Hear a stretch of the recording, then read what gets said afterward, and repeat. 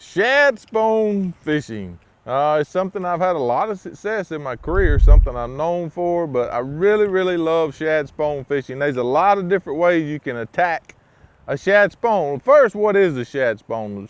The shad spawn is where the bait fish, the shad, are actually spawning. They're making babies. And how they do that, they come to the bank at night, they get around stuff, and people say they rub their eggs out. I don't know what the heck they doing, but from my redneck point of view, they get up around stuff, docks, trees, grass, whatever, flip out of the water, and it's something you can capitalize on early in the morning. They'll stay up there for the first 30 minutes or hour or so, and the bass are gorging them. They feed on them all night, but there's something about that early morning period when bass just feed heavily on the shad that are spawning.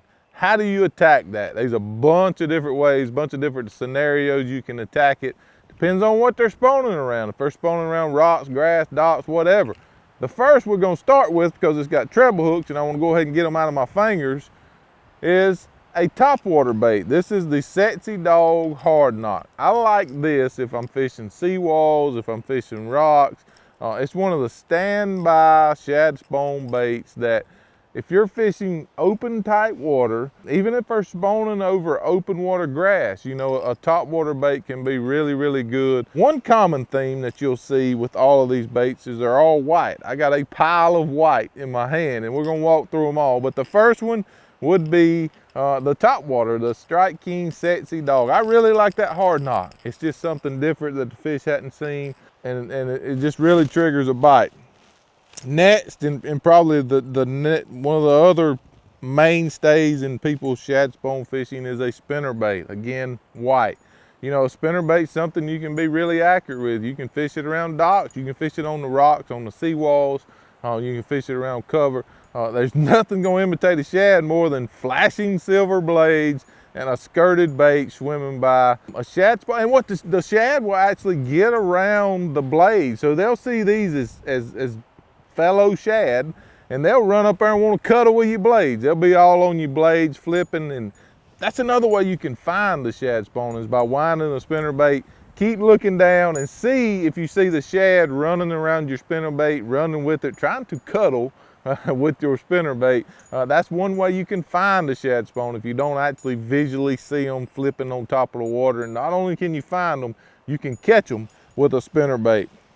Next would be the thunder cricket. You know, the thunder cricket's another bait you can be really accurate with. You can skip it, you can put it.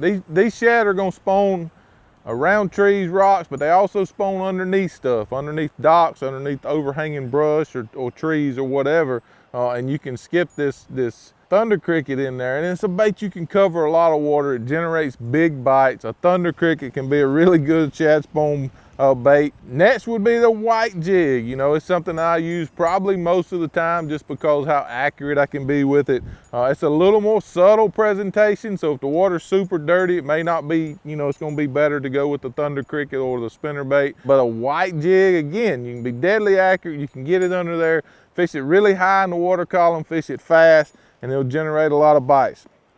Last, and something I'm just now going to be able to use, is the new Strike King skipping buzzbait. Probably the first bait I ever caught shad spawn fish on was a buzzbait, fishing it around rocks when they were spawning. And then I kind of went to more target fishing, the trees, the docks, stuff I had to get under, and the buzzbait kind of went away. But now with the skipping buzzbait, I'm gonna be able to skip it under there and allow that shad spawn presentation. I mean, this is gonna look just like a shad running across the top of the water, trying to get away. And bass don't like stuff that's trying to get away. So I got a wide variety of bait. If I find a shad spawn area, you know, I may fish them with several different baits, keep rotating through there with different baits and trying to trigger them fish, because they got all they wanna eat. They got all they want to eat. So you got to find the right bait to trigger them fish into biting. And sometimes rotating through all of these baits will help you figure out a way to trigger them fish into biting, and sometimes trigger more fish into biting, which is a good deal. So common theme is white. Early morning when the shad go to spawning, white is very key. And then just rotate through your baits. Rotate through your baits until you find the one that's working. And then a lot of times there'll be several working. You can turn around and refish the same stuff and catch bonus fish is what I like to call them, just by changing baits. Shad spawn fishing is super fun, high intense, it happens fast. So have all of these baits tied on, ready to go. You ain't got time shad spawn fishing to get down and tie a bait on. Have them all tied on. Have the white collection ready to attack when the shad start spawning this year.